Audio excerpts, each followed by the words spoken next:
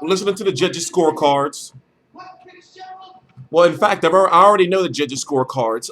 One of the top 10 heavyweights in the world, in my opinion, he's at least in the top 10. Joseph Parker, now 19-0 with 16 KOs, defeated the toughest opponent of his career in Carlos Takam via unanimous decision.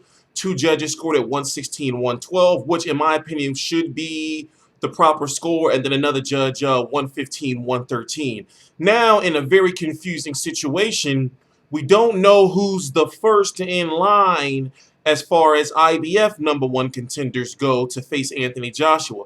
Kubrat Pulev defeated Derek Chisora, which was deemed an IBF eliminator, and now Joseph Parker has just defeated Carlos Takam in another IBF eliminator. So we don't know if the IBF is going to order Takam versus Parker. Parker versus Pulev. We don't know as it is now. But one thing that he's going to get a lot of shit for is people are going to say, after looking at him tonight or today, whenever you're watching the fight, they're going to say he's not going to beat Anthony Joshua. He took a lot of clean, tough shots that probably would knock a lot of other heavyweights out. So you have to give him credit for that, meaning Joseph Parker. And also, he went the distance. He went 12 rounds. He's won 10 rounds before, and now today he went the longest he's ever went before, which was 12 rounds. And Anthony Joshua has only went 7, and that was with Dylan White, and then the other fight before that was 3. So we don't know how Anthony Joshua will look once he gets into rounds 9, 10, 11, and 12. So you have to give Joseph Parker some credit. He got the win. That's what matters, is that he got the win, but it was a hard-fought victory. And if you look at it, this was the toughest opponent of his career. Even though we would have wanted to see him knock out Carlos Takam like Alexander Povetkin did, who also he fought Mike Perez. He didn't. He got the decision. Now, footwork and defensively, there's some flaws. There's some things he's got to work on. He was catching some clean overhand rights, and there was also some times during the fight, especially after the later half of the fight, after round 6 or so, he was using a lot of energy. I mean, he's about 6'4", 250 pounds or so. So, this is a big dude in there. I look at it like this. I feel that he should have maybe 1 or 2 more fights, in my personal opinion, before he goes after Anthony Joshua.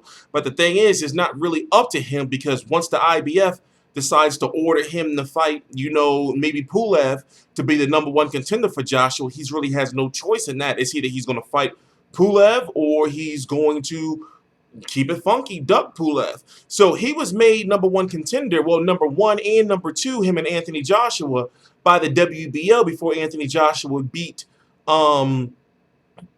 Charles Martin, but he chose to go the IBF route, because going to WBO, he would go after Tyson Fury, and we all know that Tyson Fury is caught up in some mandatories. Basically, he's got to fight Vladimir Klitschko.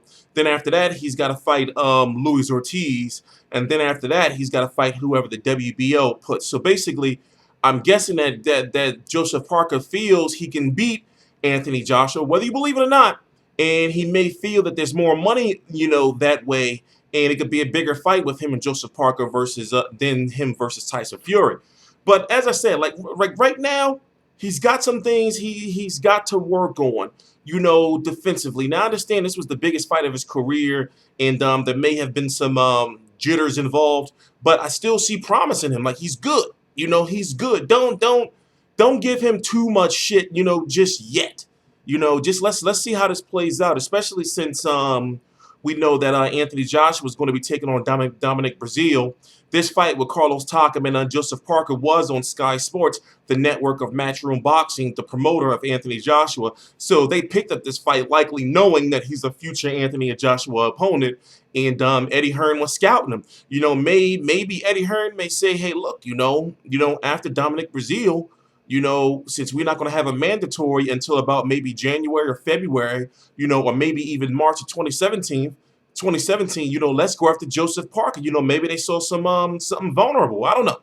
we'll just have to wait and see. Now, like I said, to point it out again, the biggest things I saw wrong with Joseph Parker was the foot movement, not so much, but the head movement, dropping his hands, and he just was taking some clean shots. There was one point in time in the eighth round where he just literally drained the gas tank and hit Carlos Takam with all these punches in the middle of the ring, and then just completely gassed himself out. Had to regroup himself, started fighting on the back foot, and you saw that Carlos Takam was sensing that maybe Joseph Parker was slowing down, and instead of fighting on the back foot as he was earlier or majority of the fight, he started pressuring Joseph Parker, and you saw he lost his balance a couple of times. But, I'm T Street Controversy. This is T Street Controversy Live. I cover every single major fight live. Follow me on Twitter at T Street Live. The links to my social media are right down below. In the description box, we got a long day of boxing today. As you know, May the 21st, 2016. We got David Haye versus, I forgot who the guy he's fighting. His name doesn't even matter. You got Shannon Briggs fighting today. And then, of course, you got the Showtime card. Please subscribe. Follow me on Facebook.